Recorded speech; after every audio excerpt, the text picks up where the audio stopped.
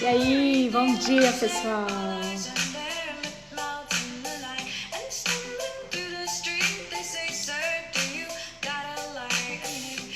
Bom dia, Nancy.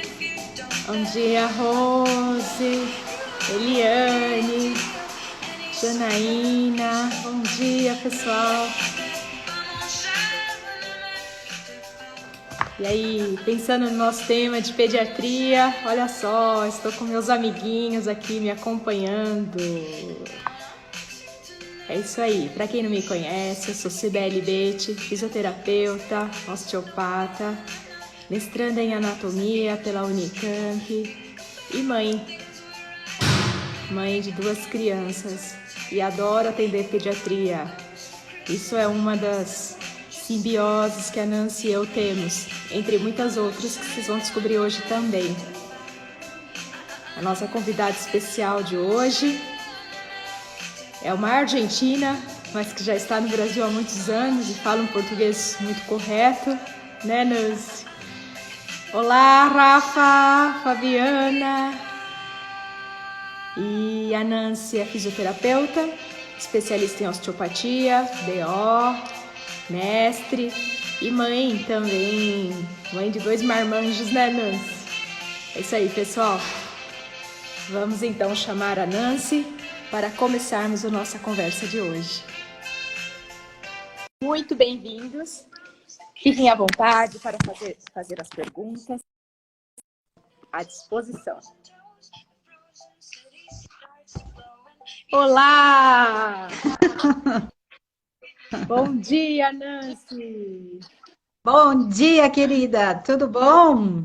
Bom dia a todos. Que bom estar aqui com vocês. É isso aí, muito bom, Nancy. Gostaria de agradecê-la por prontamente ter aceito esse convite.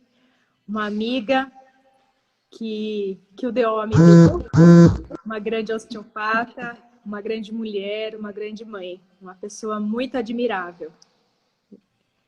Obrigada, querida. Eu adorei o seu convite, adorei a sua ideia de Come Together Woman, né? E dessa ideia de mulheres que, além de mães, somos empreendedoras e temos uma profissão e gostamos do que fazemos, né?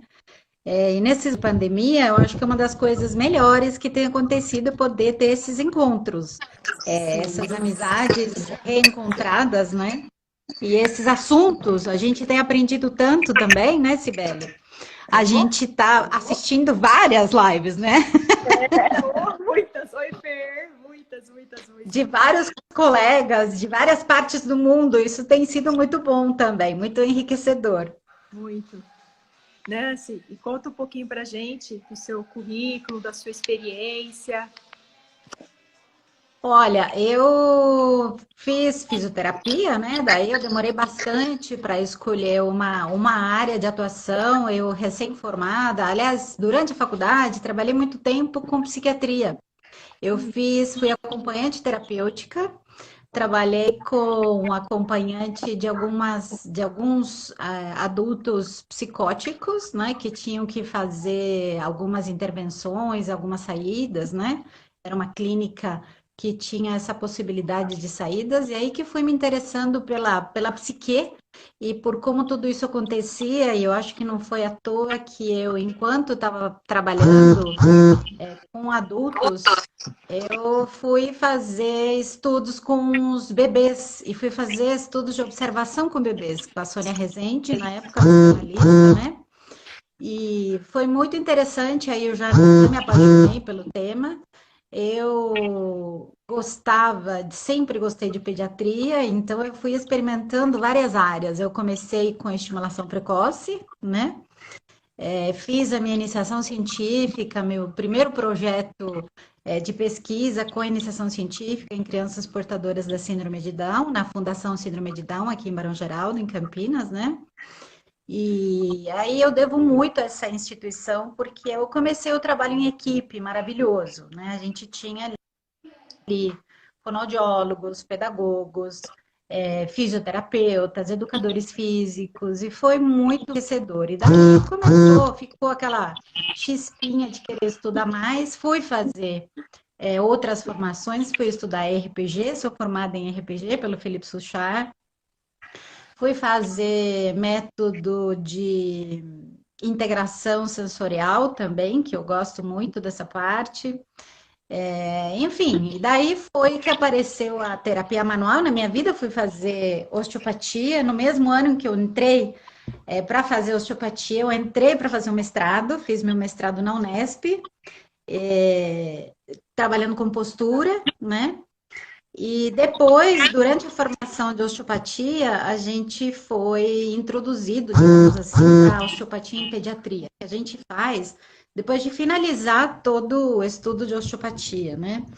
E esse mestrado de trabalho com postura, a osteopatia, as crianças, a família, né? As crianças foram crescendo e acompanhando toda essa movida profissional da mãe. Oi! Bom dia! Então, foi muito interessante porque a gente vai crescendo e eles vão crescendo junto com a gente, né? Seu pequeno vai te acompanhando, vai vendo tudo isso, vai vendo você se empolgando pelo que faz, e é muito gostoso. Hoje, como você bem disse, os marmanjos curtem ver a mãe trabalhar e a mãe feliz com o que faz, né? Gostando do que faz. E esse encontro da gente, nós, né, nos conhecemos faz pouco tempo, relativamente. A gente se encontrou em 2017, foi a nossa época de finalização do nosso trabalho de conclusão da osteopatia, que é uma defesa de uma dissertação, basicamente, em que a gente se apresenta perante uma banca internacional, né? E nós estávamos nesses ajustes finais e a gente se conheceu pessoalmente no dia da defesa. A gente só tinha se visto virtualmente, né? Pelas reuniões virtuais, online, né? Que já tinha naquela época, agora mais do que nunca, né? Eu nos Estados Unidos, né, Nancy? Os professores... Você estava morando fora, né? Longe. E tinha passado pela Bélgica, foi para os Estados Unidos, né, Cibele? E depois veio para a defesa aqui no Brasil e tivemos esse encontro. Eu falo que são de almas gêmeas, né? Porque a gente se deu bem desde o começo. E no dia da defesa também tinha umas queridas colegas que estão aqui assistindo a gente, a Rose, né?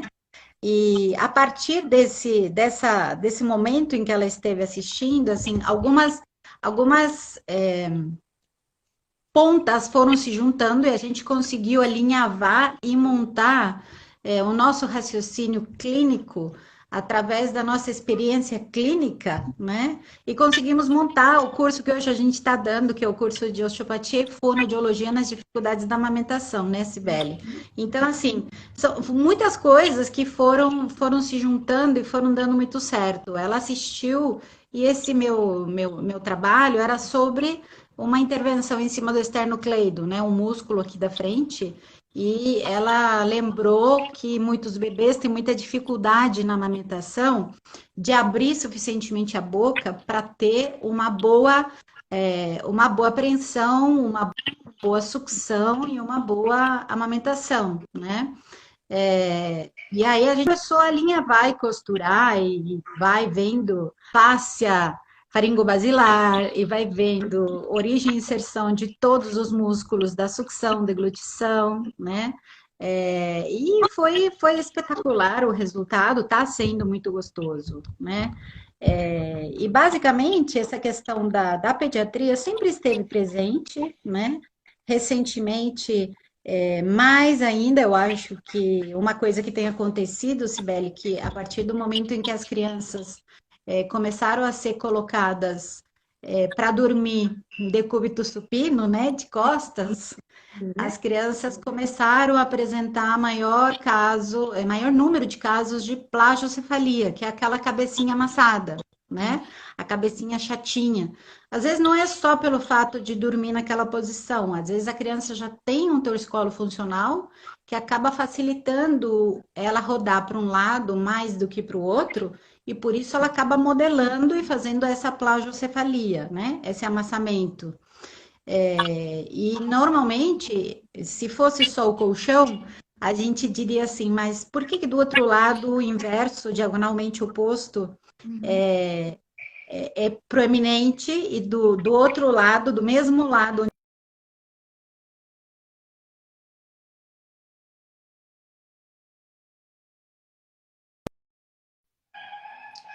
Nancy? é extremamente interessante ver que todas essas tensões elas se repercutem e vão chegando na cabecinha como um todo. E a gente precisa dessa intervenção. Até deixa eu falar uma coisa, né? Porque às vezes tem ali uma pessoa que conhece a osteopatia e acha que a gente trabalha com o bebezinho do mesmo jeito que trabalha com o adulto, mas o toque é muito mais sutil. A gente não faz thrust, a gente não tem nenhum tipo de manobra brusca, né, Cibele? A gente faz um toque muito sutil, eu digo que não chega a mais do que 2, 3 gramas, muitas vezes, o tanto de pressão que a gente coloca, né, nesse trabalho. E é extremamente importante trabalhar porque futuramente podem vir a ser as pessoas que têm necessidade de uso de óculos por alguma assimetria dos globos oculares, do espaço onde o globo ocular se aloja, né?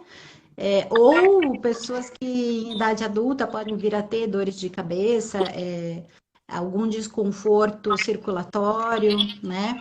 Então, a gente, muitas vezes as mães perguntam, mas precisa? E se eu não fizer?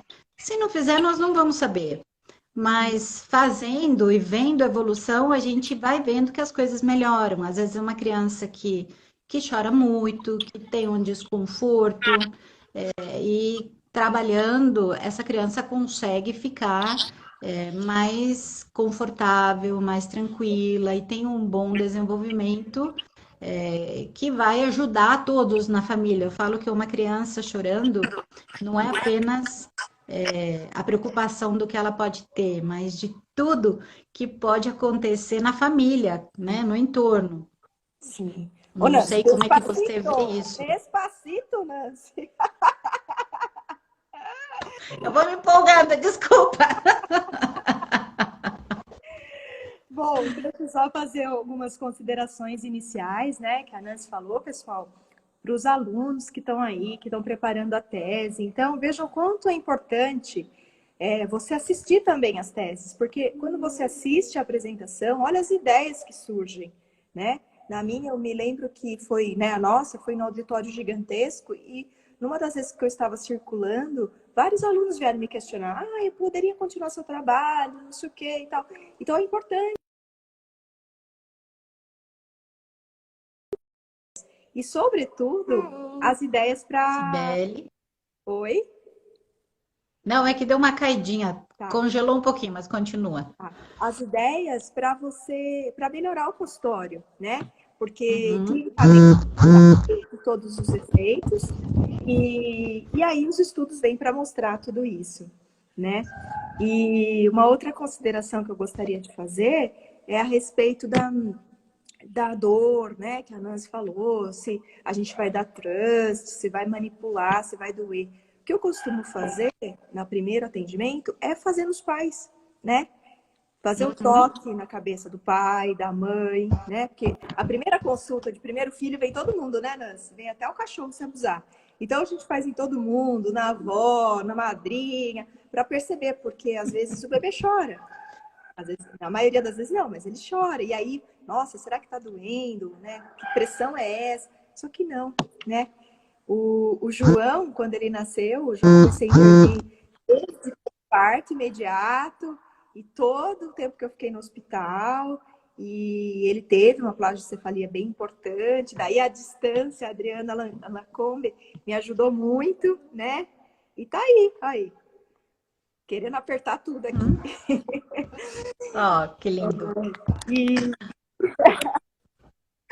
Nancy, na pediatria, que assim, tá muito em voga, né? Todo mundo, assim, se for pensar bem da questão osteopatia pediátrica, os bebês ainda é o que o assunto mais falado, né? E pensando no bebê, quais intervenções, quais sintomas os pais podem procurar? É um sinal de alerta? Qual seria seu conselho, assim, quanto a isso? Normalmente o bebê não tem sintoma porque ele não conta, né? É o pai, a mãe que vem contar, a gente observa sinais nos bebês, né? E esses sinais normalmente são esses desconfortos. A criança chora, ou a criança tem dificuldade de dormir à noite, ou a criança se contorce durante a mamada ou depois da mamada. Existe a possibilidade de algumas crianças se encolherem. Normalmente a gente fala que se a criança está se encolhendo, provavelmente é sinal de que tem algum desconforto intestinal, pode ter cólica, pode ter a presença de gases. Esses gases podem estar presentes devido a uma sucção que precisa também, às vezes, de uma intervenção. A criança está fazendo uma aerofagia, ela está engolindo muito ar, né, nessa amamentação.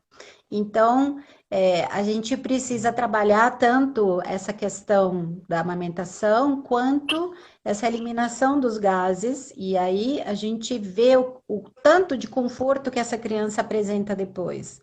Às vezes a mãe fala que é uma criança que mama e chora, ou é uma criança que mama direto no peito, né? Então, assim, chorou, vai para o peito, chorou, vai para o peito. Não tem um tempo em que esse bebê possa fazer a digestão e ficar tranquilo. Então, a gente precisa investigar. Pode ser sinal de refluxo, ou pode ser um sinal também desse conforto intestinal e de cólicas, né? Pode ser sinal de alguma alergia, né? Algumas crianças, mais recentemente, isso, viu, Cibele, apresentam alergia à proteína do leite de vaca, e essa alergia à proteína do leite de vaca, mesmo a criança se amamentando em amamentação ao seio exclusivamente, ela tem esse sintoma de desconforto gastrointestinal. E você fazendo o teste clínico, né, que é a retirada do leite e derivados da mãe, em uma semana a mudança é gritante. Recentemente nós tivemos um bebezinho, eu e a Rosiane, né, de atendimento em conjunto, inclusive com uma gastropediatra, e a gastro pensou que fosse alguma questão específica relativa à amamentação, à sucção, porque também a criança tinha um frênulo bem anterior, né? E teve que ser feita essa intervenção em que se faz o piquezinho do frênulo, faz as sessões de fono, vai para o osteopata, né? E você ainda vê que continua esse desconforto. Na hora que foi feito o teste clínico, que a mãe já estava quase até desistindo da amamentação no seio, ela conseguiu retomar essa amamentação exclusiva no seio, né? E a criança ficou super bem, né? Então, assim, são muitos sinais que a gente tem que observar. Muitas vezes a criança machuca o seio da mãe, né? Esse seio sangra ou esse seio fica ferido, e muitas vezes é um só. Daí a gente pensa num torcicolo, a gente pensa numa plágio, a gente pensa em alguma simetria, tensão facial. Então, esses detalhes são importantes. Muitas vezes existe o mito de que dar de mamar dói. Pode causar um certo desconforto no começo, preparada para essa sucção. Eu falo que o bebê não suga brincando, ele suga para viver, né? Ele para viver, então ele coloca força. Não é uma coisa sutil, né?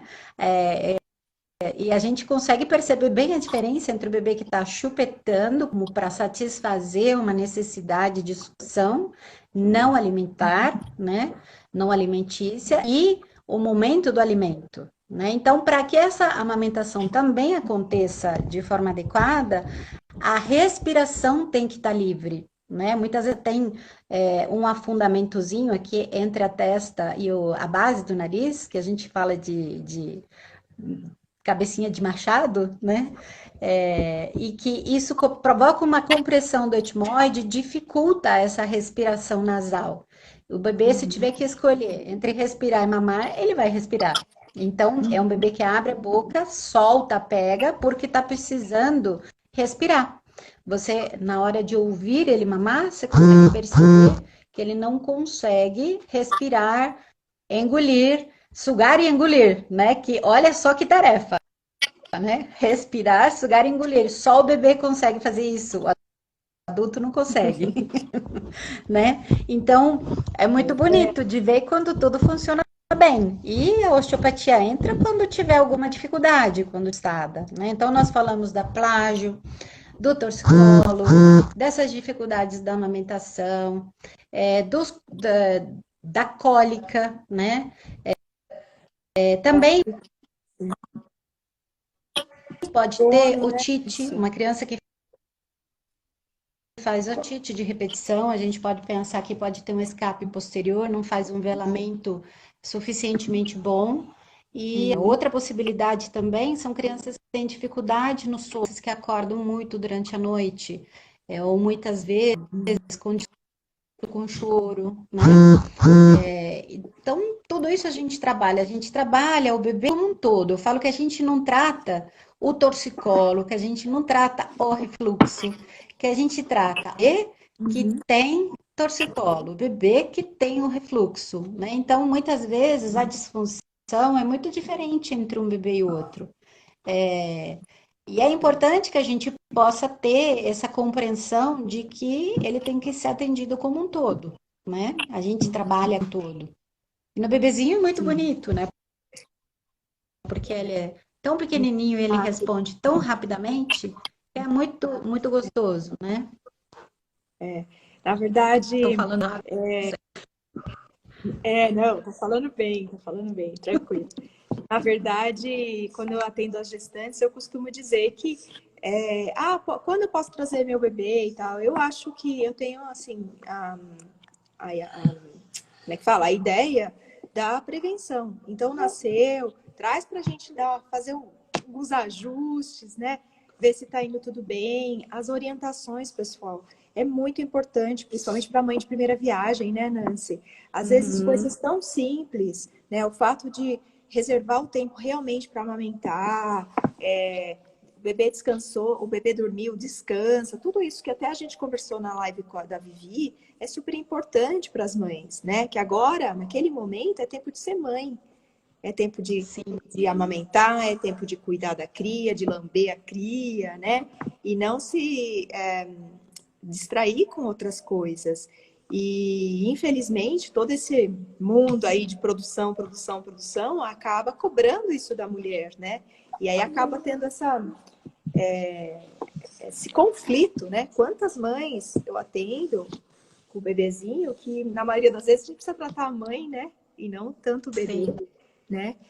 Isso também é interessante, viu, Cibele? Porque muitas vezes o bebê não precisa do atendimento e é a mãe que está ou com alguma anterioridade torácica que está trazendo algum desconforto e alguma dificuldade na produção de leite, né? Ou algum desconforto na região de entrada torácica em que tem um gânglio estrelado e causa, assim, algum comprometimento nessa inervação simpática da hipófise, né? Por exemplo. Né? Então, tem várias coisas que a gente pode também intervir na mãe. E é extremamente importante. Como você bem disse, é um momento em que a gente precisa estar ali, 100% dedicado a esse bebê, porque a gente precisa começar a criar esse diálogo e essa compreensão. Às vezes a mãe fala assim, mas eu não sei por que ele está chorando. Então, com o tempo, a gente vai percebendo o que esse bebê pode ter. Você vai no começo, assim, fazendo checklist. É cocô? É xixi? Tá com sono? Quanto tempo faz que mamou? E você vai lá descartando as possibilidades. E ao tempo que você vai conhecendo, você vai conseguindo fazer melhor tudo isso, né? Você vai conseguindo se sentir mais segura. E na medida em que essa criança vai crescendo, as demandas mudam, né? Mesmo também no nosso consultório, né, Cibele? Às vezes não são só os bebês pequenininhos que a gente atende crianças, né? Crianças de 2, 3 anos, às vezes crianças de 5, 6, 7 anos, dependendo muito do sinal que eles apresentam e como que são as compreensões das pessoas. Eu falo que ao longo desse tempo de trabalho clínico com osteopatia, fomos ganhando também grandes parceiros, né? Os dentistas, por exemplo, né? Eles percebem que antes até da colocação de algum aparelho ou de alguma pista, dependendo da linha do trabalho do dentista, o trabalho da osteopatia ajuda a ter um resultado melhor e mais rápido nessa intervenção odontológica, né? E a gente pode dizer que essas crianças que estão em fase de crescimento, tem a possibilidade de intervenção, mesmo que a gente ache que é tarde, né? Porque a gente sabe que os ossinhos da base do crânio se fecham basicamente assim, a parte condilar e basilar do occipital por volta de 1 ano e meio, 2 anos só. Nós temos tempo, né? Toda a parte da face, dos ossinhos da face, a gente tem até os 12, 14 anos o tempo de intervenção. E esse crescimento e esse desenvolvimento da parte anterior, da parte do víscero-crânio, né, onde a gente tem a visão, a respiração, a gustação, a audição, esse crescimento, ele se dá através da função, né? Eu gosto muito de citar o Chico, um dia eu estava assistindo, o que veio primeiro, o osso, né? Ou o nervo? Não, o nervo estava lá, o osso foi se formando e se constituindo em volta dele, né? Então, é extremamente importante e o músculo estava se movimentando, o bebê está sugando e não tem osso ainda, ele está em formação, né? Então, a função bem desenvolvida é que vai fazer um desenvolvimento mais adequado dessa parte óssea, né? E esse crescimento ósseo ainda vai se dar, principalmente falando da parte anterior, até essa idade, né? Até a idade da adolescência, quase. Então, temos tempo sim. Eu tenho alguns pacientinhos que a gente tem, algumas crianças que a gente tem atendido em comum, né, com odontopediatra, com fonoaudiologia, com a fono, né, até às vezes com psicóloga, dependendo do que a gente está trabalhando. É uma criança que tem dificuldade de falar ou que tem uma mordida cruzada importante e tem até uma vergonha de se expor, né, ou uma mordida aberta. Então, o trabalho é muito, muito bonito. Os resultados realmente são surpreendentes. A criança que tem algum tipo de alergia ou que tem alguma dificuldade respiratória, né? E é uma criança que respira principalmente pela boca. Então, esse desenvolvimento dos seios da face vai se dar de uma forma diferente. Se a gente consegue ter uma intervenção, se a gente consegue ter um otorrino que avalie, que acompanhe, que faça um bom atendimento, né? A fono junto. É um trabalho Então, integral. eu falo, isso, a gente forma parte de um trabalho interdisciplinar, né? E um conhecendo o trabalho do outro fica muito gostoso, porque você consegue contar com as intervenções dos diferentes profissionais para ter um melhor resultado, né? E o melhor resultado é uma criança saudável, é uma família saudável, né? Nancy, Li, muito obrigada pelo comentário. Um beijo na Nicole. E falando da Nicole, né? Além do bebê, que intervenções que a gente pode ter, né? Que sinais que assim, nossa, meu filho chegou com isso, teve essa queixa, então com 5, 7, 9, 12 anos, quais as queixas que provavelmente também eu possa estar intervindo enquanto osteopata, né? A questão ocular, a questão, inclusive, da menarca, né? O retardo, tentativa do retardo, da menarca, etc. Como que a gente intervém nessa criança maior, né? Não só no bebê. Isso, falando dos maiorzinhos, eu falo que a gente tem diversas procuras, né? Assim, recentemente uma mãe de uma menininha de 2 anos veio me procurar porque descobriu que ela tinha começado com sintomas de tropeçar, cair muito, né? E a gente pode pensar que é uma questão especificamente de coordenação visomotora, mas tem uma intervenção importante do estado da musculatura ocular.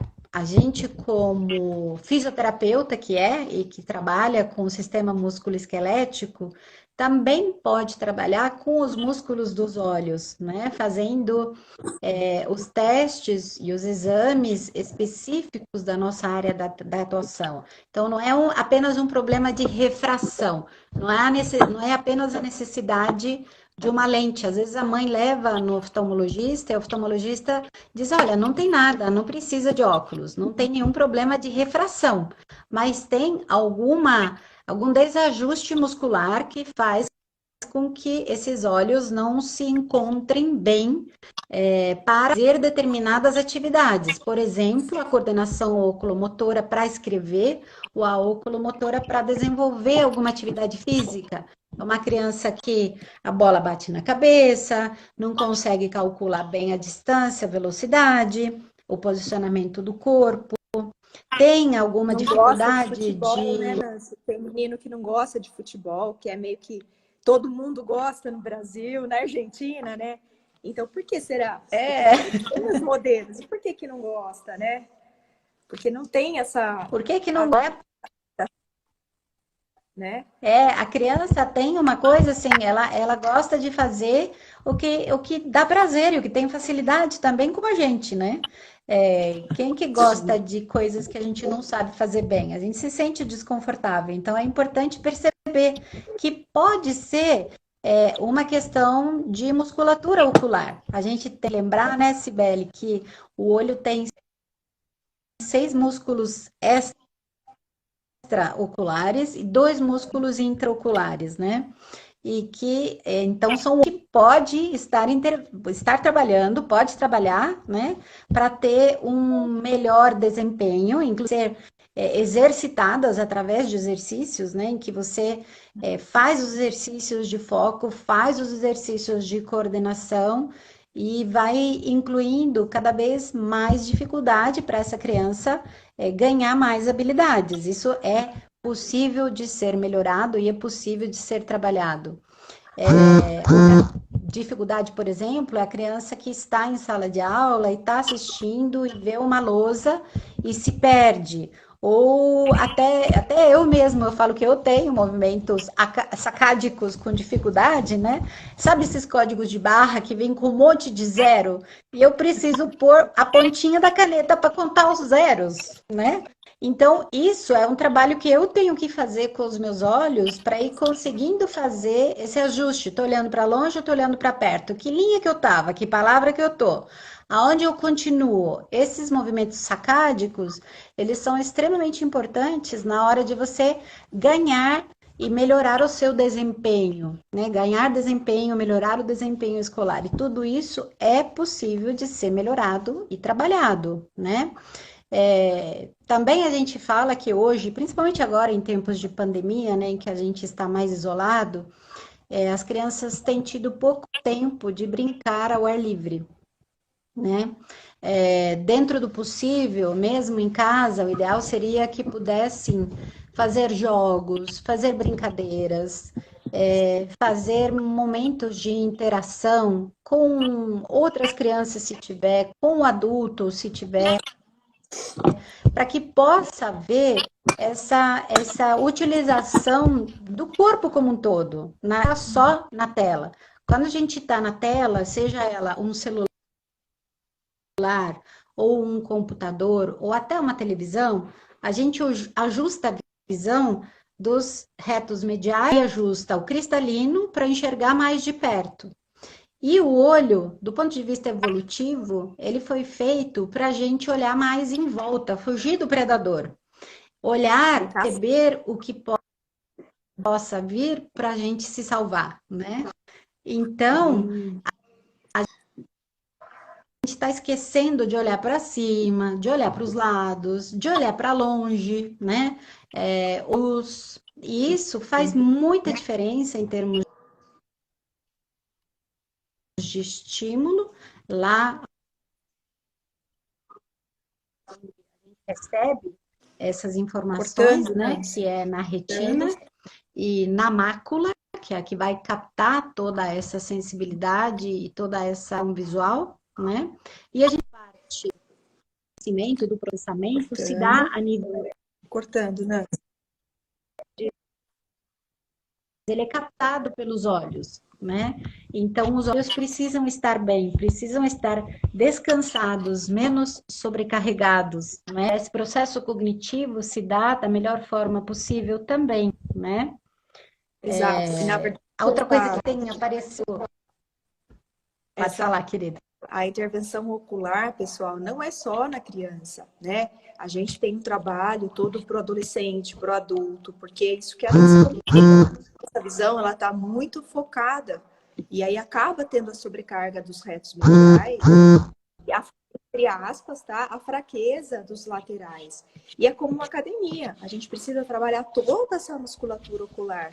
Então, eu costumo falar para os pacientes no computador, ou que bordam, né, que tem aquela visão focada. Hoje em dia tá tão na moda a costura, né, o patchwork, que tem a visão focada, é realmente expandir, de tempo em tempo, sair da sala, olhar o horizonte. Ai, a claridade me faz mal. Quanto menos você olhar para a claridade, menos você vai ter resistência, né, Nancy, para fazê-lo. Então, é importantíssimo os exercícios oculares, tem uma série de exercícios.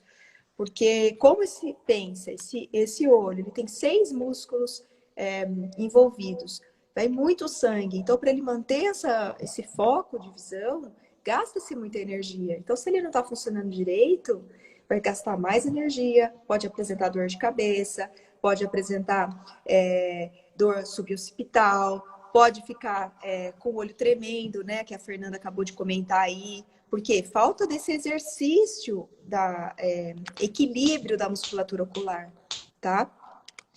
Nancy, temos 2 perguntas sobre como retardar a menarca e sobre a enxaqueca infantil. Sim, então, Cortou? essa Cibele, que está entrecortando, desculpa, não sei se eu te interrompi. Sim.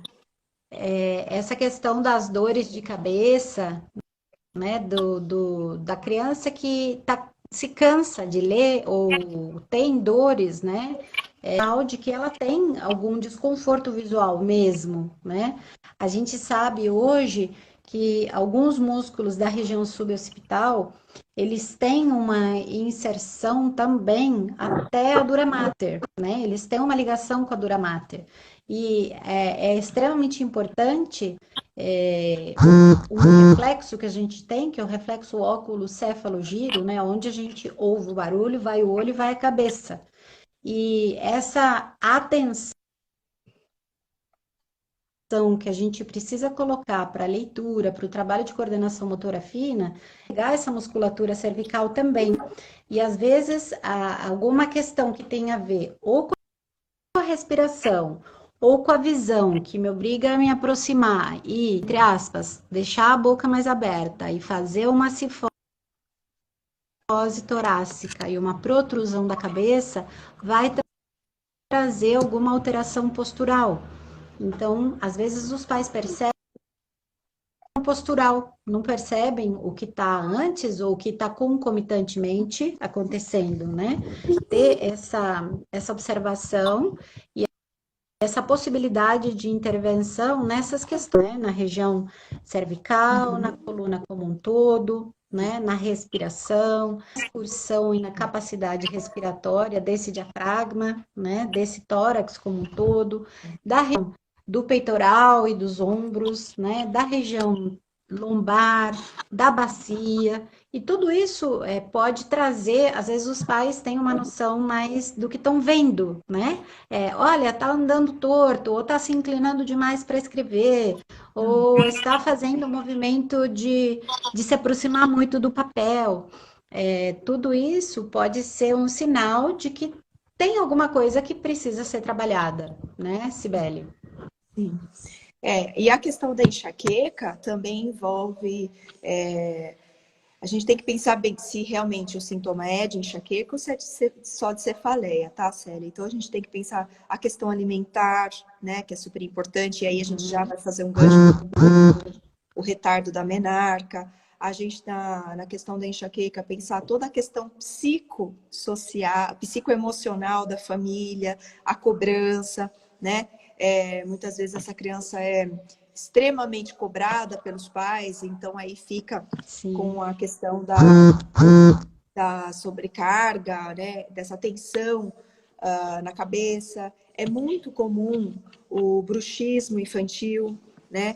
Então, importantíssimo, assim, o trabalho multidisciplinar e global que o osteopata tem sobre oi, Rafa, querido, sobre toda essa intervenção, né? Na prevenção e já no tratamento. Muitas vezes, essa dor de cabeça, esse bruxismo é um disparo de uma má oclusão. Então, aí a gente delega para o dentista. Quando é psicológico, emocional, a gente delega para o psicólogo, né? Então, a gente, assim, tem essa condição de ter a visão global, né? Do bebê, da criança e do indivíduo. E em relação à menarca, você quer comentar? Posso comentar, Nancy? Nancy? Tá cortando, né, pessoal? A Nancy tá cortando um pouquinho. A questão da menarca, dentre outras coisas, a gente teria que avaliar, né, pessoal? Avaliar todo o crânio. Sibeli, tá entrecortando bastante aqui. Você tá me ouvindo? Não, você tá cortando bastante também. Sibeli? Então, pessoal, vocês estão me ouvindo? Olha lá, eu vou continuando. A questão da menarca, então, assim, encontrar as disfunções cranianas, pensando que todo o eixo hipotalâmico, né, está no sistema nervoso central. Então, disfunções de crânio, de membrana, pode estar interferindo, né, nessa questão dos hormônios, né, seria isso uma das coisas. Outra coisa seria a orientação, né, o papo com os pais, Sibeli, muito bem os colocado, estímulos, né? o que essa criança vê. Na verdade, assim, esse crânio, ele tá Tá cortando, em as diferentes compressões pela tensão membranosa, né, Si? cortando, pessoal. Cortando, Nancy. Sua. Eu comecei a falar sobre a menarca, né? Então, do tratamento, avaliação e tratamento craniano. E além disso, a orientação dos pais. Então, o que essa criança vê na televisão? Quais são os estímulos? Por quê, pessoal? O hipotálamo, ele é ativado, na verdade, com os estímulos externos. Então, a novela que essa criança assiste, os YouTubers que ela acompanha, tudo isso vai estimular mais ou menos a sexualidade, tá? E o terceiro fator que é super importante é a alimentação, né? O cuidado intestino. A Nancy tá lá, tá pensando, né? Tá um pouquinho complicada a internet dela. Então, eu vou falar um pouco, assim, da minha experiência e tal. Então, pensar nessa questão do intestino, né? Não segundo, pela formação embriológica, tá? E então, importantíssimo a gente pensar na microbiota desse intestino e em quais alimentos eu dou para essas bactérias do bem, né? Então, se essa criança se alimenta de farinha, de açúcar, todas essas bactérias do mal, que causam a disbiose, elas vão desequilibrar toda a minha microbiota. E isso, por tabela, vai acabar interferindo. Deixa eu chamar a Nancy de novo, pessoal. Interferindo em todo o sistema, tá? Então, incentivar realmente a alimentação, né? Adequada, bastante legumes, verdura, a criança correr, a criança ser criança, né? O que está acontecendo está antecipando a vida adulta. E para quê? Né? Então, vamos deixar a criança ser criança, né, Nancy?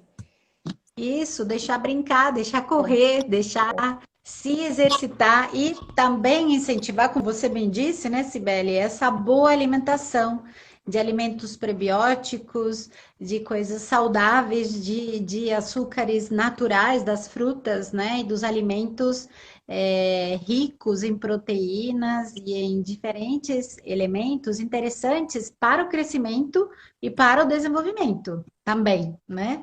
Sim. Além dessa questão da microbiota, que é extremamente importante, a gente sabe que essa saúde intestinal faz parte da saúde como um todo, né? E permitir que se possa ter tempo e espaço para o jogo, né, Cibele? Que também é uma outra coisa que a gente precisava falar. Sim. Nancy? Oi, querida, tá me ouvindo? Exatamente. O jogar, o brincar fora. Até, pessoal, assim, a roupa que a mãe compra para sua filha, né? Eu tive um episódio que uma pessoa, uma criança de 9 anos, estava com um sutiã de bojo. A menina não tem peito, tinha nada. A troco do quê? Essa mãe comprou um sutiã de bojo para uma criança de 9 anos. Então, Ou salto também, né, Cibele? hã? Salto, tem muito calçado inadequado, calçado de salto para criança Pessoal. pequena, que só Sim, dificulta a possibilidade de caminhar adequadamente, uma boa desenvoltura, um bom desenvolvimento motor, né? sim, exatamente. É aquilo lá, criança é criança, pessoal. Criança é pé no chão, para ganhar um Possível. Brincar na grama, terra. árvore. Se sujar faz bem, já dizia lá a propaganda, né? Como. E é isso aí, eu acho que viver cada fase, elas vão ter a fase, né? De ser mocinha, cada coisa na sua fase. Agora, se a gente antecipa, é uma cascata de consequências em tudo isso, né?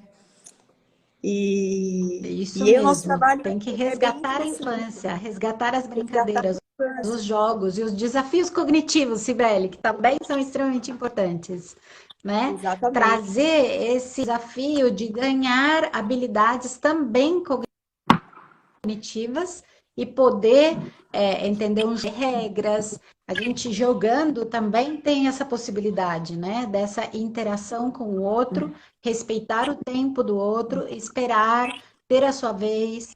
Tudo isso faz parte de amadurecimento, de crescimento que a gente pode ir ganhando enquanto está com a interação com o outro. Sim, sim. E a gente tem que pensar outra coisa também. Quando a gente joga, principalmente aquelas brincadeiras de corpo, né? A gente está trabalhando todo o sistema, né? Neurológico, além da questão social, a socialização, etc.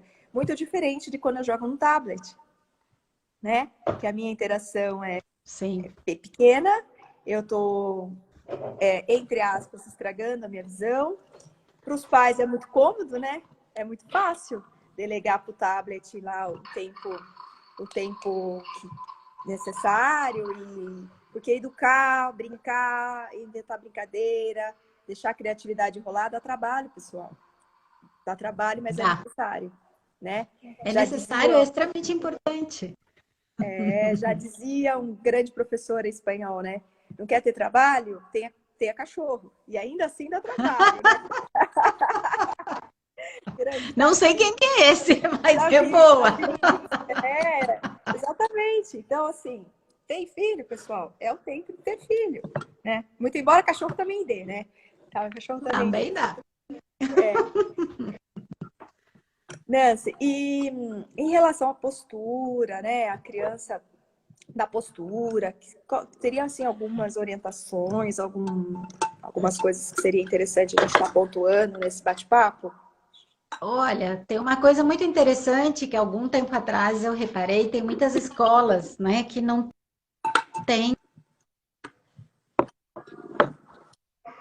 mobiliário adequado para criança pequena. Até algumas casas também, a gente não tem mesinha pequena, cadeira pequena, muitas vezes para os menininhos, né? Mas conforme eles vão crescendo, a gente tentar uma postura para as atividades do dia a dia, né? Uma cama com um travesseiro numa altura boa para a criança, em que a cabeça não fique nem muito para um lado, nem muito para o outro. Uma cadeira onde o pé possa apoiar no chão. Uma mesa onde os braços possam vão ganhando espaço. Eles gostam de estudar deitados na cama, de bruços, costas, e começam a se entortar e achar das posições mais esdrúxulas para conseguir fazer o trabalho no tablet. As escolas hoje estão fazendo as aulas online, minimamente a conforto ergonômico, né? E havendo a presença onde que tem alguma alteração postural, uma intervenção também é interessante. Porque a gente, às vezes, em algumas sessões, consegue um resultado bom, esse adolescente, esse jovem se conscientiza dessas necessidades ergonômicas e ele mesmo começa a cuidar, né? Eu tenho muitos que hoje são jovens, né? Atendidos quando foram crianças, às vezes me ligam e falam assim: Nancy, acho que eu tô precisando, porque eu tô muito no computador, tô com dor, tô com desconforto, né? Então, você pode ter essa possibilidade de mostrar que é possível se viver num corpo de forma mais confortável. Sim. Né? E mesmo as crianças que fazem muita atividade física, às vezes por muita sobrecarga, né? Também tem necessidade, porque às vezes é um excesso e há uma necessidade de um alívio, né? De um conforto também. Às vezes é uma criança que faz muita ginástica olímpica ou que faz balé e que começa a adquirir determinados hábitos posturais que também não são um dos melhores para um bom desenvolvimento, né? Então é importante também essa atuação nesse sentido. E eu acho que a postura, de alguma forma, também, além da questão biomecânica, ela tem muito a ver com como eu estou, né? Então, se eu estou num dia de boa, eu fico bem, minha postura tá bem, eu tô mais ereto, eu estou mais satisfeito. E se eu tô num dia que eu não tô muito bem, às vezes eu desabo e eu fico numa postura um pouco mais introspectiva, né? E muitas vezes uma coisa vai junto com a outra e a gente precisa também orientar nesse sentido de que é uma necessidade de se respeitar o momento e o tempo de cada um, né? Eu sempre digo que normalmente quem traz por uma questão postural são os pais. Daí eu sempre pergunto para o jovem, para o adolescente, e você? Aí a gente começa um outro trabalho, né? Que é o que é a minha imagem, como é que está a minha autoimagem, como é que está o meu esquema corporal. Exato. Né? Exato. Porque a postura, ela vai refletir tudo isso. Então, aquela história, né, do pai, os pais, endireita o ombro, arruma a postura. Isso daí, pessoal, não funciona, né? A gente já viu isso. Eu também venho da escola de RPGs, trabalhei muito tempo com postura. E isso, pessoal, não adianta. Principalmente para o adolescente. Porque o que ele quer fazer? O oposto do que o pai fala. Então, você vai falar pra ele na hora, até ele fica pra parar de encher o saco, né? Com perdão da expressão. Mas depois, ele vai relaxar. Porque é a postura que ele adquiriu.